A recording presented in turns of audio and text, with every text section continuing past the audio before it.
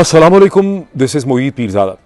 26 अगस्त 2024 के इख्तिताम पे पाकिस्तान के हवाले से और दुनिया के हवाले से डेवलपमेंट तो बहुत सी हैं।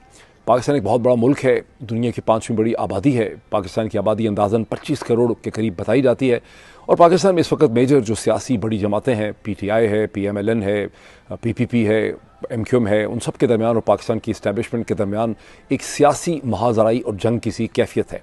सोशल मीडिया के ख़िलाफ़ भी जंग की कैफियत है, कानूनी जंग भी हो रही है सुप्रीम कोर्ट के लेवल में। और आज भी बहुत सी डेवलपमेंट्स हैं। इमरान खान के हवाले से, अलीमा खान साहिबा की एक नई प्रेस कॉन्फ्रेंस के हवाले से, आज़म सवाती की एक नई पोजीशन के हवाले से, पाकिस्तान तहरीक इंसाफ ने सुप्रीम कोर्ट में जो एक नई पिटिशन ली है उसके हवाले से।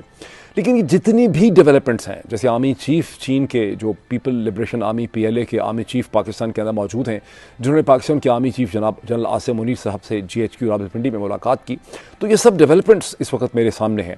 लेकिन ट्रस्ट में ये तमाम डेवलपमेंट्स जो हैं दे पेल इनटू इनसिग्निफिकेंस। इनकी तमाम अहमियत जो है वो सेकेंडरी हो जाती है जब हम उस खौफनाक दहशतगर्दी को देखते हैं जो BLA बलूचिस्तान लिबरेशन आर्मी ने बलूचिस्तान के एक बहुत बड़े हिस्से में 25 तारीख की रात को और 26 तारीख की मॉर्निंग को उन्होंने जो ये खौफनाक खून की होली खेली है, जिसके दो किस्म के आस्पेक्ट्स हैं, जिसमें गनमैन ने ताबड़तोड़ हमले किए पुलिस स्टेशन के ऊपर, लेवीज़ के ऊपर, और एक तरफ तो फिर अमलाक को नुकसान पहुंचाया गया, गाड़ियों को आग लगाई गई, सरकारी असला जो है वो लूट लिया गया, बमों के ग्रेनेड्स के धमाके हुए एक बहुत बड़े एरिया में। जिसका दूसरा हिस्सा ये है कि मंडे मॉर्निंग में बसों को, वैन्स को, ट्रकों रोक कर नेशनल ID कार्ड चेक करके पंजाबी जो गरीब वर्कर्स थे, जो पंजाब और बलूचिस्तान के जो दरमियानी सरहद थी, जो रास्ता था, जो सड़क था, उनका कत्ले आम किया गया।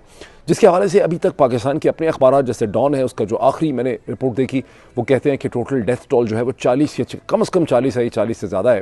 लेकिन जो बैनुल-अक़वामी ख़बर रसां एजेंसी है रॉयटर्स, उसका क्लेम यह है कि कम से कम 60 लोग जो हैं वो अब तक जाँ बहक हुए हैं। इस डेवलपमेंट के बहुत से पहलू हैं, बहुत से आस्पेक्ट्स हैं। मैं इन तमाम पहलुओं पे रोशनी डालूंगा, मैं इसकी बहुत सी डिटेल्स आपके साथ शेयर करूंगा। इस पर जो रद्द-ए-अमल रिएक्शन हुआ है उसमें एक हेल्पलेसनेस और बेबसी भी है। पाकिस्तान की इस्टेब्लिशमेंट और पाकिस्तान की फ़ौज की आपको एक बेबसी नज़र आती है, उनकी कमज़ोरी नज़र आती है। दूसरी तरफ पाकिस्तान की सियासत की और पाकिस्तान के जो जनरल साहिबान डिसीजन मेकर्स हैं उनकी एक बेहिस्सी भी आपके सामने आती है।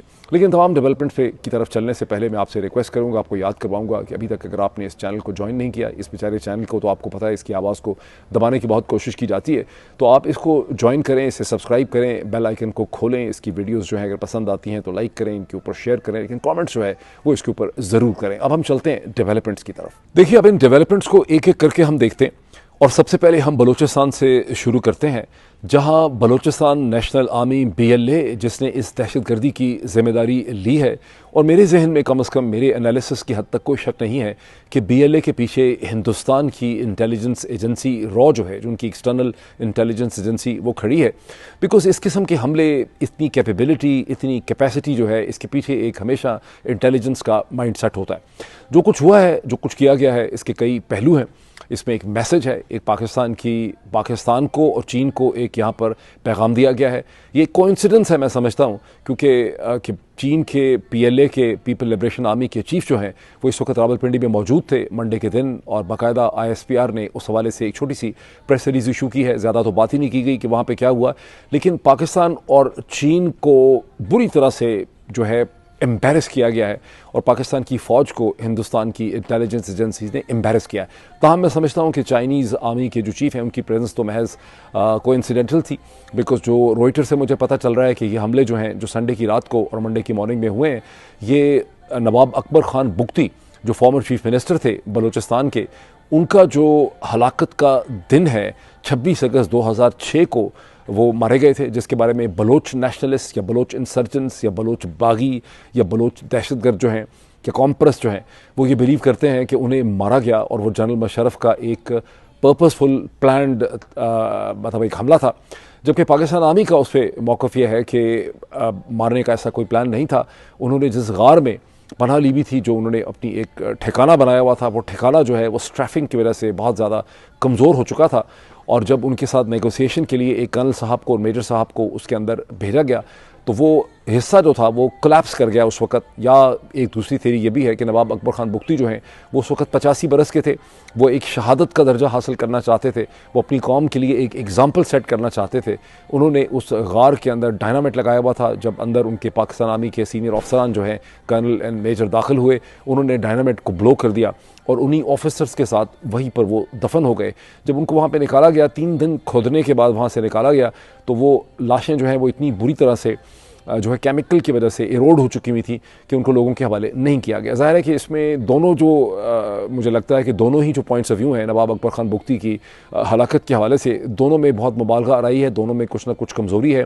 पाकिस्तान आर्मी का मौक़िफ़ भी मुझे खासा इसमें बहुत से शकूक उठते हैं, बहुत से सवालात उठते हैं, बहुत इसमें कमज़ोर लगता है। और दूसरी तरफ से कि जनरल मुशर्रफ उनको डेफिनेटली मार देना चाहते थे, बिकॉज उससे बहुत महीने पहले उन्होंने कहा था कि इनको बलूचों को समझ नहीं आएगी कि उनको क्या चीज़ हिट करेगी। वो एक रिटोरिकल स्टेटमेंट थी, उससे हरगिज़ ये नहीं पता चलता जब तक हमारे सामने कोई ऐसी एविडेंस आए कि जनरल मुशर्रफ ने पर्पसफुली कहा था कि इसको एलिमिनेट कर दो। बहरहाल मैं इस तफसील के अंदर इस वक्त जाना नहीं चाहता। मैं आपको बताना ये चाहता हूँ कि ये जो हमले हुए हैं, according to the international news agency Reuters, ये नवाब अकबर ख़ान बुख्ती की हलाकत का जो दिन था 26 अगस्त 2006, जो एक बलोच तारीख़ का एक बहुत इंपॉर्टेंट सानिया है, उसको इन्होंने कमेमोरेट किया है। ये उस दिन के साथ इन्होंने इसकी टाइमिंग की है। इसकी timing Chinese military chief PLA जो हैं उनकी जो प्रेजेंस है रावलपिंडी में, वो मेरा ख्याल है महज कोइंसिडेंटल है, इसके साथ उसका ताल्लुक नहीं है। लेकिन बदकिस्मती से चूँकि ये हमले चाइनीज़ PLA आर्मी चीफ की मौजूदगी में हुए हैं, इससे पाकिस्तान की फ़ौज का जो होल्ड है बलोचिस्तान में और उसकी जो इनकॉम्पिटेंस है, उसका इंटेलिजेंस सेटअप कितना कमज़ोर है और उनकी ओवरऑल कैपेबिलिटी इस वक्त कितनी मशकूक है, उसे हिंदुस्तान की इंटेलिजेंस एजेंसी रॉ ने बहुत बुरी तरह से एक्सपोज कर दिया। ये इसका एक इम्पॉर्टेंट आस्पेक्ट है। इसके और भी बहुत से पहलू हैं, मैं एक एक करके आपके सामने रखता हूँ। अब मैं आपको एक मैप दिखाना चाहता हूँ ये एक्सप्लेन करने के लिए कि ये हमले जो किए गए हैं संडे की रात को और मंडे की मॉर्निंग में, कितना बड़ा एरिया इसमें इन्वॉल्व है, कितनी ज़्यादा इसके अंदर एक इंटेलिजेंस कोऑर्डिनेशन है, कितना ज़्यादा इसमें ये शो करता है कि ये जो बलोच दहशतगर्द हैं BLA के, इनको लोकल लेवीज़ पुलिस या लोकल लोगों के अंदर या लोकल इंतज़ामिया के अंदर इनको कितनी एक्सेस और कितनी पेनिट्रेशन हासिल है। और जब अब ये देखते हैं कि इनके पीछे हिंदुस्तान की intelligence agency research and analysis wing raw खड़ी है, तो आप अंदाज़ा लगाएं कि पाकिस्तान की फ़ौज, पाकिस्तान की सो कॉल्ड इस्टेब्लिशमेंट, हमारा जो जर्नैली टोला है, इसके सामने कितना बड़ा चैलेंज है। ये और बात है कि इनका फोकस और इनकी प्रायोरिटी वो ये है ही नहीं, और ये अपने पीछे पड़े हुए हैं डिजिटल टेररिज्म के पीछे, मोईद पीरज़ादा के पीछे, साबिर शाकिर के पीछे, डॉक्टर शहबाज गिल के पीछे, वजाहत सईद खान के पीछे, हैदर मेहदी के पीछे। ये पिछले 2 बरस में 50 अरब रुपया लगा चुके हैं तो सो कॉल्ड बोगस किस्म की फायर वॉल्स खड़ी करने के लिए। और जो एक्चुअल चैलेंज है पाकिस्तान की रियासत का, वो इन अंधों कानों को सिरे से नज़र आ ही नहीं रहा है। और इसी हफ्ते यहीं कहीं मासूम बच्चों के साथ बात करते हुए पाकिस्तान के आर्मी चीफ ये फरमा रहे थे कि रियासत की ये जिम्मेदारी है कि जो सोशल मीडिया के ऊपर प्रोपेगेंडा है उससे पाकिस्तान की नौजवान यूथ को महफूज रखे। यानी आर्मी चीफ को अंदाज़ा ही नहीं है कि पाकिस्तान की रियासत की असल जिम्मेदारी जो है वो क्या है। तो मैं आपको जो मैप दिखा रहा हूँ, इस मैप से आपको अंदाज़ा होगा कि कितने वाइडर एरिया के ऊपर ये हमले किए गए हैं। मैप में आप देखें, ज़रा डिफ्रेंसिएशन पोजीशन देखें। ये हमले जो संडे की रात को हुए हैं, ये 2 नौइयत के हमले हैं, 2 किस्म के हमले हैं। एक वो हमले हैं जो आर्म्ड गनमैन ने किए हैं पुलिस स्टेशंस और लेवीज़ के ऊपर, जहां उन्होंने अक्सर पुलिस वालों को और लेवीज़ को मारा नहीं है, उनको ज़दोकूब किया है, उनसे असला छीन लिया है, उनकी अमलाक और उनकी बिल्डिंग्स को आग लगा दी है, सरकारी गाड़ियां जला दी हैं। 4 जगहों पर ये हमले हुए हैं। और ये हमले हुए हैं मस्तूम के अंदर, ये हमले हुए हैं कालात के अंदर, ये हमले हुए हैं पसनी के अंदर, ये हमले हुए हैं संत सार के अंदर। और यहाँ पर सिर्फ जिसने रेजिस्ट किया है उसको उन्होंने मारा है, वरना उन्होंने उनको ज़दोकूब किया है। इस चीज़ को बहुत इंपॉर्टेंट ये पॉइंट है, इसको आप देखें। दूसरी चीज़ ये है कि रात ही को संडे की शाम को बलूचिस्तान के मुख्तलिफ इलाकों से इम्पैक्ट पैदा करने के लिए धमाके सुने गए हैं, जो ग्रेनेड अटैक्स हैं। इसका मतलब वो इम्पैक्ट प्रोड्यूस करना भी बहुत चाहते थे। और ये धमाके और ये ग्रेनेड अटैक्स जो हैं, ये सिब्बी में हुए हैं, ये पंजगोर में, जहाँ कुछ दिन पहले वहाँ के DC साहब जो हैं उनको भी हलाक कर दिया गया था। उनकी भी मैं आपको इमेज दिखाने की कोशिश करता हूँ, तस्वीर। और ये धमाके मस्तूंग में हुए हैं, ये धमाके तुर्बत में हुए हैं, ये धमाकों की आवाज़ें बेला से आई हैं, ये धमाकों की आवाज़ें ग्रेनेड्स की कोयटा से आई हैं। अच्छा, इसके अलावा 2 इसमें अटैक्स की नेचर ये भी है, टेलीग्राफ पोल्स को भी निशाना बनाने की कोशिश की गई है, तारों को भी। कम्युनिकेशन को काटने की कोशिश की गई है। और फिर रेल लिंक्स जो हैं उनके ब्रिजेस को टारगेट किया गया है। पाक ईरान जो रेलवे लाइन है ईरान और पाकिस्तान की, उसके ब्रिज को टारगेट किया गया है। वहाँ पर भी थोड़ी देर मेरा ख्याल है डिस्ट्रप्शन रही है। और उसके अलावा कुछ देर कुछ घंटों के लिए जो रेलवे कनेक्शन है कोयटा का, वो भी जो है वो डिस्टर्ब हुआ है। मैं आपको स्क्रीन के ऊपर थोड़ी सी फुटेज दिखाना चाहता हूँ, मैं कुछ आपको तस्वीरें दिखाना चाहता हूँ। हिंदुस्तानी इंटेलिजेंस एजेंसी रॉ ने चंद बरस पहले नेटफ्लिक्स के लिए, मेरा ये एनालिसिस है, अब जाहिर है कि इसका कोई प्रूफ तो नहीं है कि ये हिंदुस्तानी इंटेलिजेंस एजेंसी ने ये फिल्म बनवाई नेटफ्लिक्स के ऊपर, लेकिन नेटफ्लिक्स के ऊपर आपको एक फ़िल्म मिलेगी खासी लंबी, 6, 7, 8 उसके एपिसोड्स हैं। मैंने एक रात में बैठ के सारे देखे थे। इस फिल्म का नाम है बार्ड ऑफ ब्लड। इस पे पहले एक नावल लिखवाया गया किसी मुसलमान से, मुंबई के अंदर कॉलेज के स्टूडेंट से, वो भी उसने नहीं लिखा होगा, रॉ ने ही लिखा होगा, उसका सिर्फ नाम ही ठोका होगा ऊपर। और उसके बाद इस पर फिल्म बनाई गई नेटफ्लिक्स की, जिसका बहुत खर्चा किया गया। और इसमें इमरान हाशमी जो एक मुस्लिम एक्टर हैं बॉलीवुड के, खासी लंबी चौड़ी इसकी कास्ट है, मैं आपको दिखाने की कोशिश करता हूँ स्क्रीन के ऊपर, उसमें इनका रोल है। इस फिल्म का मरकज़ी ख्याल और तस्वर ये है कि इसका बुनियादी तौर पर ये फिल्म बनाई गई है बलोच इंसर्जेंट्स को, या बलोच जो आप जो भी कुछ कह लें उनको, जो कौम परस्त हैं, इंसर्जेंट्स हैं, बागी हैं, दहशतगर्द हैं, उनको एक सेंस ऑफ डायरेक्शन देने के लिए, उनको एक हिम्मत देने के लिए, उनको एक रोमांटिक नैरेटिव, एक सैगा, एक कहानी, एक आइडियलिज्म देने के लिए ये फिल्म जो है बनाई गई है। इस फिल्म के आखिरी जो मेरा ख्याल है 1 या 2 एपिसोड है, उसमें बाकायदा एक आर्गूमेंट डिबेट होता है, जिसमें वो बलूच जो पाकिस्तान की रियासत के साथ खड़े हैं उन्हें एक गद्दार साबित किया जाता है। बलोचों के दरमियान एक डायलॉग होता है इंटर बलोच किस्म का, जिसमें वो बलोच जो हिंदुस्तान के एजेंट जो हैं इमरान हाशमी की शक्ल में, और रॉ के एजेंट जो हैं वो खुल्लम खुल्ला हिंदुस्तानी एजेंट्स की शक्ल में बलोचों के दरमियान मौजूद हैं। बिल्कुल लॉरेंस ऑफ अरेबिया किस्म की कहानी है। और वो जो हिंदुस्तानी एजेंट हैं वो बलोचों की आज़ादी के लिए उनके साथ खड़े हैं, जैसे कभी वो मुक्ति बानी और बांग्लादेश में फॉर्मर ईस्ट पाकिस्तान में बंगालियों के साथ खड़े थे। और वो जो हिंदुस्तानी एजेंट हैं वो प्रो इंडिया बलोच के साथ मिलके, जो पाकिस्तान प्रो लॉयल पाकिस्तानी बलोच हैं, उनको लेक्चर दे रहे हैं कि तुम बलोच के कौम के साथ जो हो, तुम गद्दार हो, तुम बलोच कौम के साथ नहीं खड़े। अगर आपको मौका मिले तो इसको आप देख लीजिएगा, इसके कुछ एपिसोड्स को, ये कम से कम इसके आखिरी जिस एपिसोड का मैं जिक्र कर रहा हूँ वो इसको देख लीजिएगा। वहाँ से आपको अंदाज़ा होगा कि इस किस्म की मूवमेंट्स में जान डालने के लिए नैरेटिव की क्या इंपॉर्टेंस होती है। अब मैं स्टेज पे 1-2 चीज़ें और आपको बताता हूँ। अब मैंने पहले जिक्र किया कि संडे की रात को जो हमले हुए वो 2 किस्म के हमले थे, 2 नौइयत थी उसकी। एक आर्म गनमैन के हमले थे, दूसरे grenade and bomb and explosion के हमले थे। लेकिन जो सबसे खौफनाक इसका हमला हुआ, और वो जो पिछले हमले हैं संडे की रात को, उसमें अभी हमें डेथ फिगर ठीक तरह से नहीं पता। अगर आप पाकिस्तान की ऑफिशियल फिगर में जाएं तो जो हमले संडे की रात में हुए हैं उसमें कुछ 16, 17, 18 किस्म की डेथ्स हुई हैं। पाकिस्तान की मिनिस्ट्री ऑफ इंटीरियर कहती है कि 12 मिलिटेंट या 12 दहशतगर्द जो हैं वो मार दिए गए हैं। ISPR ने क्लेम किया है कि 21 या 22 मार दिए गए हैं। रॉयटर्स कहते हैं कि टोटल डेथ टॉल जो है वो 60 है, लेकिन ओडॉन कह रहा है कि टोटल डेथ टॉल जो है वो 40 है। लेकिन जो सबसे चिलिंग इसका अटैक है वो मंडे मॉर्निंग में होता है। अटैक की फॉर्म है, एक अटैक नहीं है, जब बलूचिस्तान और पंजाब के दरमियान से आने वाली जो शाहराहें हैं वहाँ पर बसों, ट्रकों, वैन्स, लारियों को खड़ा करके, मुसाफिरों को निकाल के, उनके शनाख्ती कार्ड चेक करके, पंजाबी गरीब वर्कर जो है या ड्राइवर या कंडक्टर है उनको अगवा किया जाता है, उनको कत्ल कर दिया जाता है। उनकी लाशें वहाँ ब्रिजेस के नीचे, ये सड़कों के ऊपर फेंक दी जाती हैं। और इसका डेथ टॉल जो है वो कम से कम 23 है। हो सकता है ये डेथ टॉल बाद में बढ़ जाए। अच्छा, अब ये जो पाकिस्तान का शनाख्ती कार्ड है, आप इसे देखें, यहाँ पर बलूचिस्तान में BLA के दहशतगर्दों ने इस शनाख्ती कार्ड को इस्तेमाल किया है लोगों की एथनिसिटी को, कौमियत के सब नेशनलिटी को आइडेंटिफाई करने के लिए। लेकिन ये शनाख्ती कार्ड पाकिस्तान के अंदर हर तरह से सरकारी लेवल पे भी मिसयूज़ हो रहा है। यहाँ बलोच दहशतगर्दों ने इसका मिसयूज़ किया है खौफनाक तरीके से। दूसरी तरफ पाकिस्तान की जो हुकूमत है, शरीफ जरदारी आसिम रजीम, वो इस ID कार्ड की मदद से जो पीसफुल प्रोटेस्टर्स हैं उन्हें आइडेंटिफाई करते हैं, उनके ऊपर दहशतगर्दी के मुकदमे बनाते हैं, और उसके साथ दहशतगर्दी के मुकदमे बनाते हैं। और इस वक्त वो तमाम लोग जो मुझ जैसे लोगों को दहशतगर्द कहते हैं, या जिन्होंने डिजिटल टेररिज्म की टर्म इस्तेमाल की है, उनको चुल्लू भर पानी में, DG ISPR को, पाकिस्तान के आर्मी चीफ को गंदे पानी में, चुल्लू भर पानी में डूब मरना चाहिए। ये है दहशतगर्दी जो गुज़िश्ता 24 घंटे में आपने बलूचिस्तान में देखी है, जिसके मुकाबले में आप निकम्मे हैं, इनकॉम्पिटेंट हैं, बेबस हैं और जिसका आप कुछ नहीं कर रहे और कुछ नहीं कर सकते बिकॉज आपकी प्रायोरिटीज़ जो हैं वो ठीक नहीं है। और आप दूसरी तरफ पाकिस्तान के मासूम शहरियों में जो खैबर पख्तूनख्वा में हैं, जो पंजाब में हैं, जो आज़ाद कश्मीर में हैं, उनके ख़िलाफ़ आपने अपनी दहशतगर्दी शुरू की हुई है।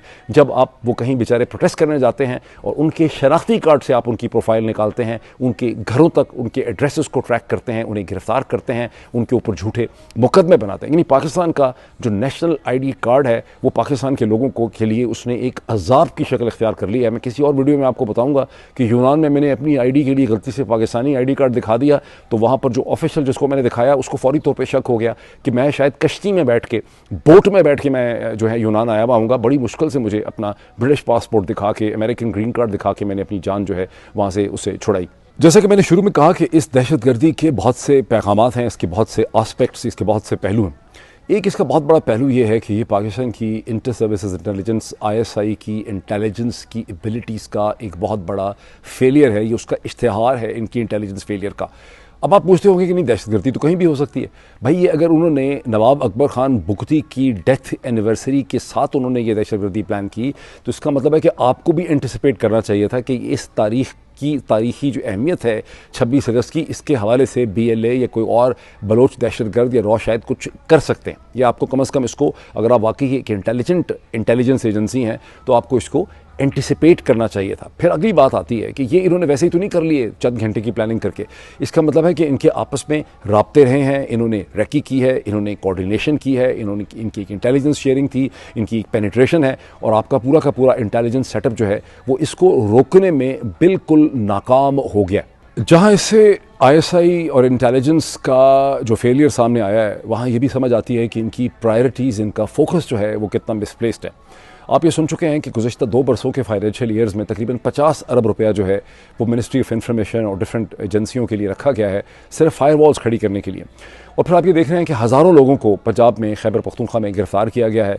उनके प्रोसिक्यूशन के केसेस हैं, उसके लिए सैकड़ों वकील हायर किए गए हैं, उसमें जैक ब्रांच जो है वो लगी हुई है, अदालतों के अंदर वो मामले चल रहे हैं। मीडिया को कंट्रोल करना है, मैजिस्ट्रेट्स को, जुडिशल जो डिस्ट्रिक्ट सेशन जजेस हैं उनको इन्फ्लुएंस करना है, हाई कोर्ट के जजेस को इन्फ्लुएंस करना है, लोगों की ऑडियो वीडियोज़ बनानी है, उसके बाद उसके ज़रिए उनको ब्लैकमेल करना है, सुप्रीम कोर्ट के जजेस को उनकी अपॉइंटमेंट्स कंट्रोल करनी है, उनकी एक्सटेंशंस कंट्रोल करनी है। मैं ये सब एग्जांपल्स दे रहा हूँ ये बताने के लिए और समझाने के लिए कि पाकिस्तान के रियासती इदारों का जो फोकस है और उनके जो ह्यूमन रिसोर्सेज हैं, उनकी जो मेंटल कैपेबिलिटीज़ की कैपेसिटीज़ हैं वो किधर खर्च हो रही हैं। वो तो इन तमाम चीज़ों के ऊपर खर्च हो रही हैं, तो बाकी कहाँ बचती है इनकी एनर्जी इन इश्यूज़ को देखने के लिए जो पिछले 24 घंटे में हिंदुस्तान की इंटेलिजेंस एजेंसी ने BLA की मदद से इन्हें करके दिखाया है। देखिए, जैसे कि मैंने शुरू में कहा कि इस चीज़ के जो कुछ हुआ है जो दहशतगर्दी की शक्ल में, इसके बहुत से पहलू हैं, बहुत से आस्पेक्ट्स हैं। इसका एक आस्पेक्ट ये भी है कि ये देखना होगा कि जो बलोच नेशनलिस्ट हैं जो ह्यूमन राइट्स के ऊपर मुजाहरे करते हैं और पाकिस्तान का मीडिया, ह्यूमन राइट ऑर्गेनाइजेशंस और बहुत से लोग जो हैं उनसे हमदर्दी भी करते हैं, अदालतें भी उनसे हमदर्दी करती हैं, सियासी जमातें भी उनसे हमदर्दी करती हैं, जैसे मारंग बलोच हैं। गुज़श्ता 24 घंटे में BLA ने जो दहशतगर्दी की है, जिस तरह से हमले किए गए और ख़ास करके मंडे मॉर्निंग में जिस तरह से पंजाबी गरीब वर्कर्स को उनका कत्लेआम किया गया है, उनको आइडेंटिफाई करके स्पेसिफिकली टारगेट करके किया गया है, इसके ऊपर मारंग बलोच और मारंग बलोच की तरह के जो नेशनलिस्ट लीडर हैं उनकी क्या पोजीशन आई है। मैं समझता हूं कि मारंग बलोच को और उनके तमाम कोलीग्स को इस दहशतगर्दी को बड़े वाशगाफ अल्फाज में कंडेम करना चाहिए ताकि उनको और उसके नतीजे में उन्हें पाकिस्तान की उनकी जद्दोजहद को पाकिस्तानी बाकी जो कौमियतें हैं और जो सियासी जमातें हैं, जो ऑर्गेनाइजेशंस हैं और जो मीडिया है और जो जुडिशरी है उसकी उनको सपोर्ट मिलेगी।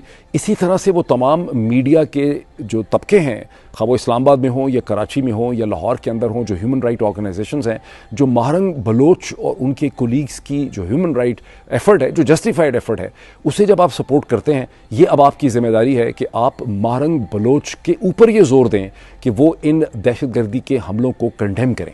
अब इसका एक और भी पहलू है, उस पहलू का ताल्लुक कौमियत और सब नेशनैलिटी के साथ है कि कैसे पाकिस्तान जो है वो एक कौम नहीं है बल्कि एक फेडरल फ्रेमवर्क है, एक ऐसी मजमुआ है पाकिस्तान कौमों का, पंजाबी, बलोच, सिंधी, उर्दू स्पीकिंग महाजर, आज़ाद कश्मीरी, गिलगिती बल्तिस्तान, पश्तून, मुख्तलिफ़ किस्म के लोग हैं और इसको एक डिफरेंट किस्म का लीगल कॉन्स्टिट्यूशनल फ्रेमवर्क चाहिए।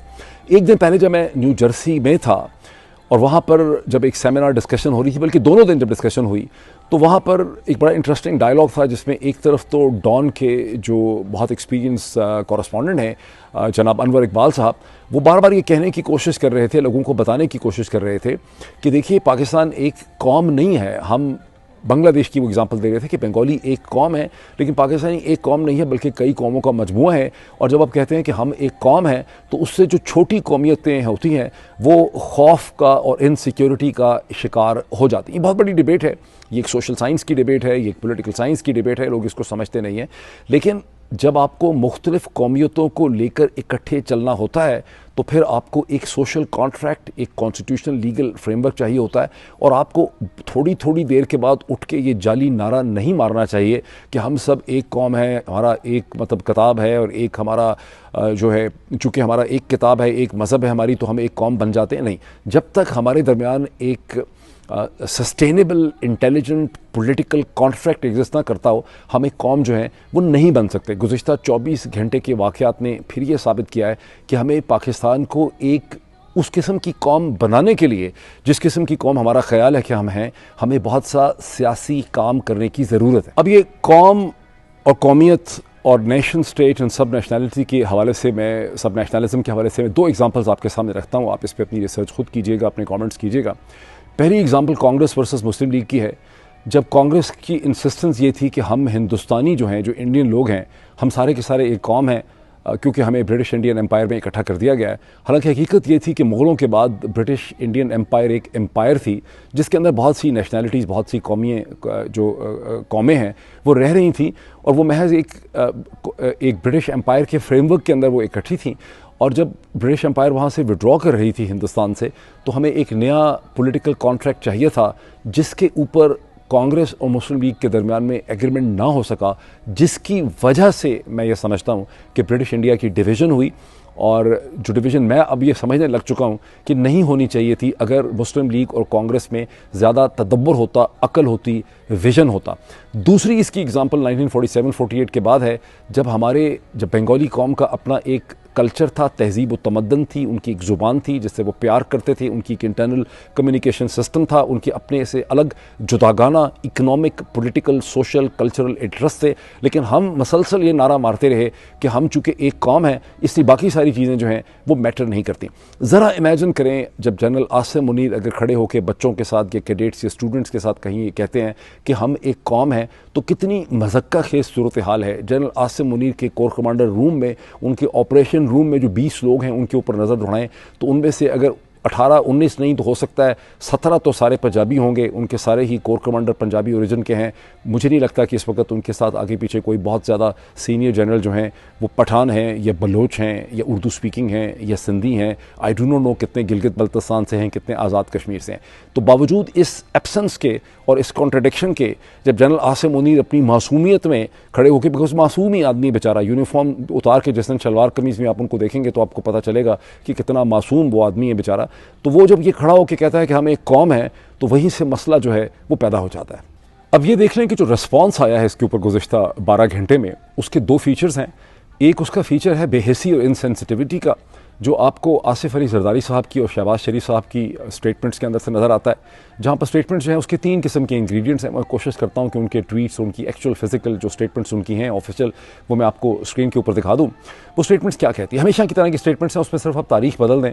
वो स्टेटमेंट्स ये हैं कि मरने वालों के साथ बहुत ज़्यादा हमदर्दी है, जो है उसको बहुत ज़्यादा कंडेम किया है शहबाज शरीफ साहब ने, आसिफ अली जरदारी ने और भी सरकारी लोगों ने इन हमलों को, दहशतगर्दी को बहुत ज़्यादा कंडेम किया है।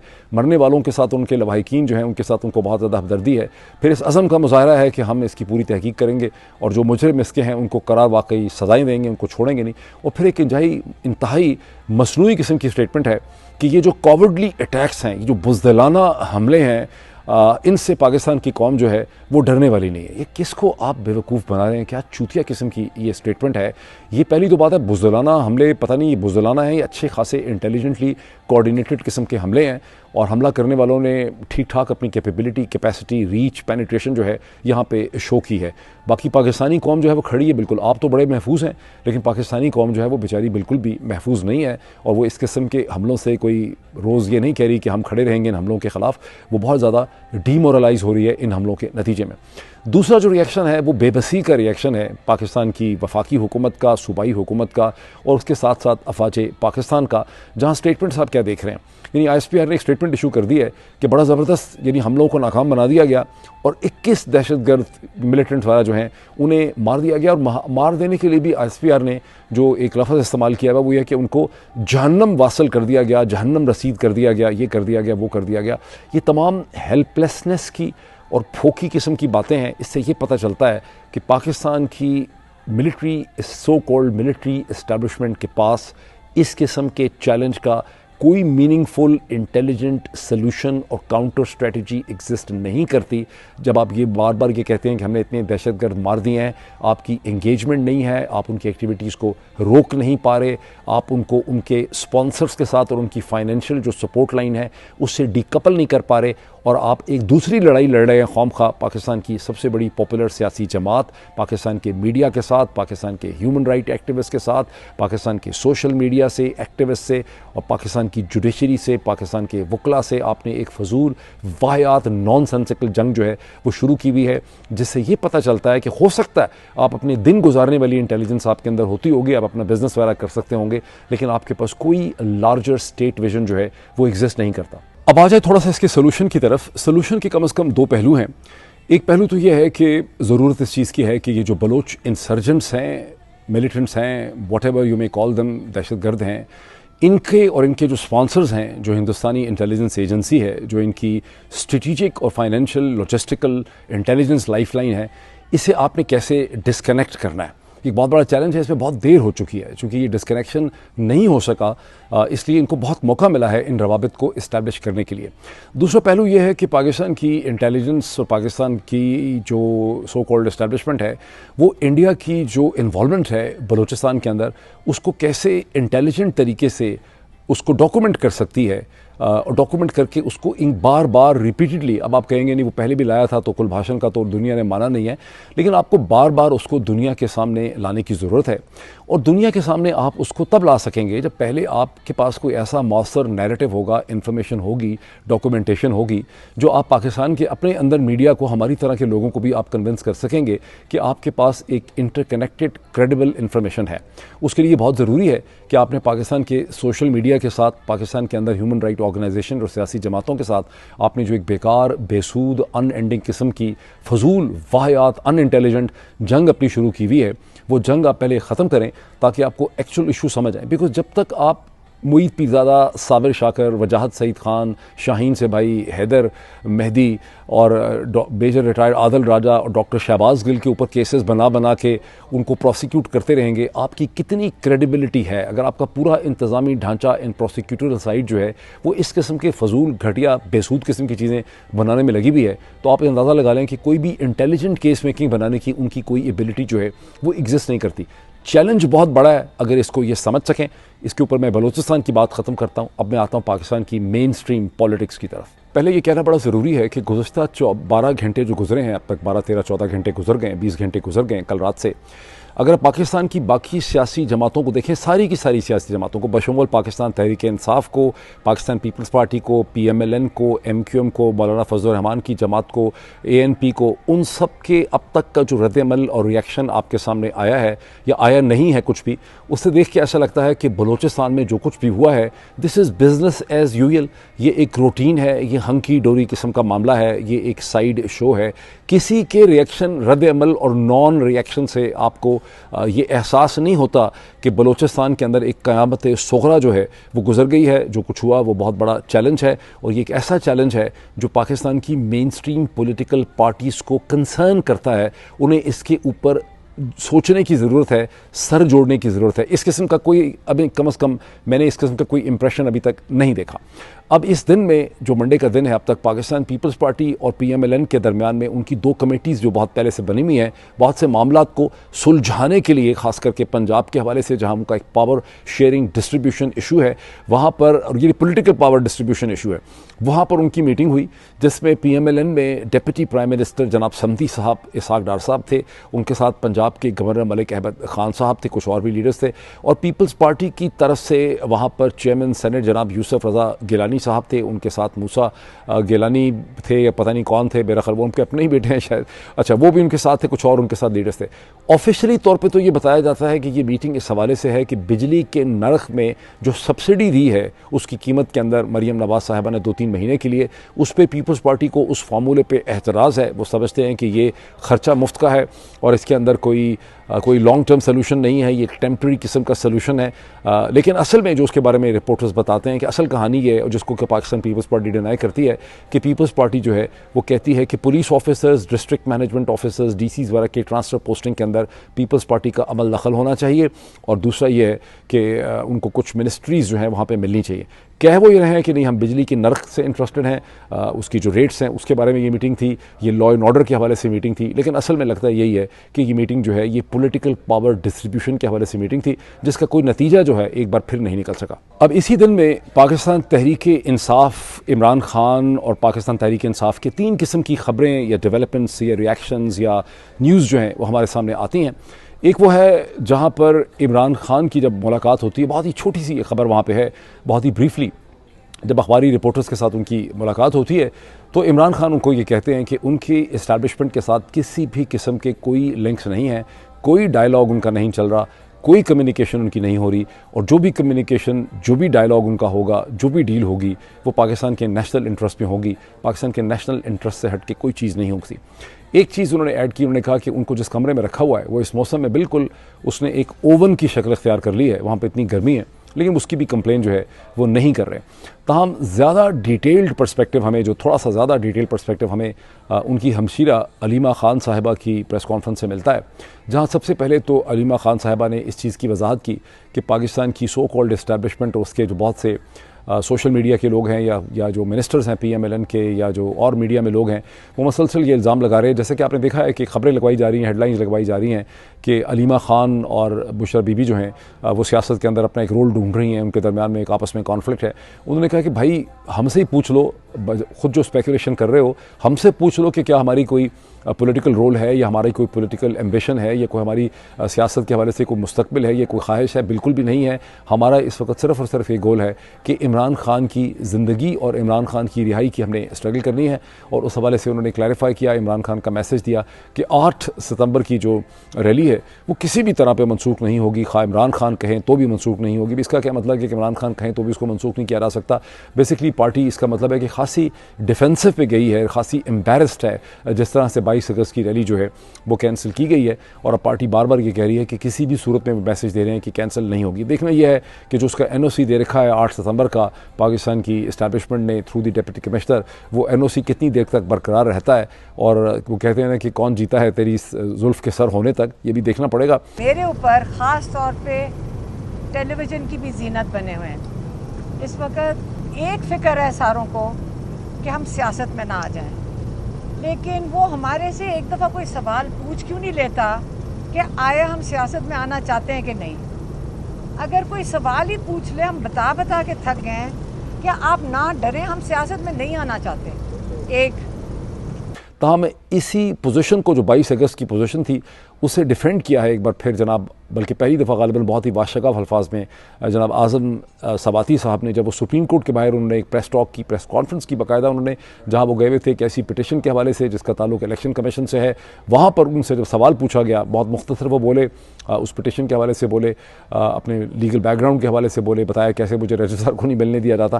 फिर उनसे सवाल पूछा गया 22 अगस्त की कैंसिलेशन के हवाले से, उनकी इमरान खान के साथ सुबह 7 बजे जो मीटिंग हुई उसको उन्होंने डिफेंड किया और उन्होंने कहा कि वो मीटिंग फैसिलिटेट करने वाले जो हैं वो पाकिस्तान के हायर नेशनल इंटरेस्ट के अंदर काम कर रहे थे। थोड़ी सी वजाहत उन्होंने की कि ख़त्म नबूवत के हवाले से एक बहुत बड़ा दंगा फसाद हो जाना था, बदमज़गी हो जानी थी, कत्ले आम हो रहा था, पता नहीं क्या हो रहा था, वो उसकी उन्होंने समझ नहीं वैसे मुझे ठीक तरह से आई कि क्यों बहुत से लोग ये कह रहे हैं। बल इशारा उनका ये कहने का था कि अगर 22 अगस्त की रैली पाकिस्तान तहरीक इंसाफ की कैंसिल ना की जाती तो ख़त्म नबूवत के हवाले से कोई फितना गालिबन खड़ा जो है वो किया जा सकता था इस्लामाबाद में। अब मैं आखिरी पॉइंट आपको बता दूं कि आज के दिन में पाकिस्तान तहरीक इंसाफ ने अपने वकील अज़हर भंडारी साहब के थ्रू सुप्रीम कोर्ट पाकिस्तान के सामने एक नई पिटिशन जमा करवाई है, जिसमें सुप्रीम कोर्ट पाकिस्तान से इस्तदा की गई है कि उनका 12 जुलाई का मेजॉरिटी का जो डिसीजन है, जिसका मंसूर अली शाह साहब लिख रहे हैं, उसकी डिटेल को इसको इम्प्लीमेंट किया जाए। इलेक्शन कमीशन को हुक्म दिया जाए कि इलेक्शन कमीशन जो 41 मेंबरान हैं पाकिस्तान तहरीक इंसाफ स्ट्रोक सुन्नी इत्तेहाद काउंसिल के, उनको उनके एफिडेविट या नोटिफिकेशन जो है उनके इशू करे ताकि वो असम्बली का मेंबर जो है वो बन सकें। अब ज़हन में रखें कि इलेक्शन कमीशन ने एक बड़ी ज़बरदस्त चालाकी खेली हुई है, अपनी स्मार्टनेस खेली हुई है। स्मार्टनेस कहें या डमनेस कहें, जो भी कहें, पाकिस्तान में ऐसी स्मार्टनेस चल सकती है किसी सुप्रीम कोर्ट के साथ। उन्होंने अपनी एक पिटिशन सुप्रीम कोर्ट के सामने रखी हुई है। वो कहते हैं कि हमें 12 जुलाई का फैसला जो है वो ठीक तरह से समझ ही नहीं आया।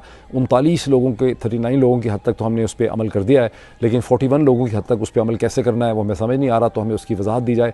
अब तहरीक इंसाफ ने अपनी पिटिशन में ये कहा है कि ये इन्होंने जो पिटिशन दाखिल की हुई है इलेक्शन कमीशन ने, ये बिल्कुल जो है ये एक फजूल पिटिशन है और इसे सुप्रीम कोर्ट को रिजेक्ट करना चाहिए और सुप्रीम कोर्ट को इलेक्शन कमीशन को अहकामात देने चाहिए। अब देखना बुनियादी तौर पर यह होगा कि काजी फायज़ ईसा साहब जो अपनी एक्सटेंशन की जंग स्टेज के ऊपर लड़ रहे हैं, वो क्या बेंच बनाते हैं ऐसा जहां सुप्रीम कोर्ट, जहां से पाकिस्तान तहरीक इंसाफ को रिलीफ मिलेगी। बिकॉज ये जो अगले 2-3 दिन हैं, ये काजी फायज़ ईसा साहब की एक्सटेंशन के हवाले से जो PMLN PPP सरगर्म है मौलाना फजल रहमान के साथ मिलकर, उसके हवाले से दिन जो है बड़े अहम है। अभी इतना ही, फिर आपसे मुलाकात होती है।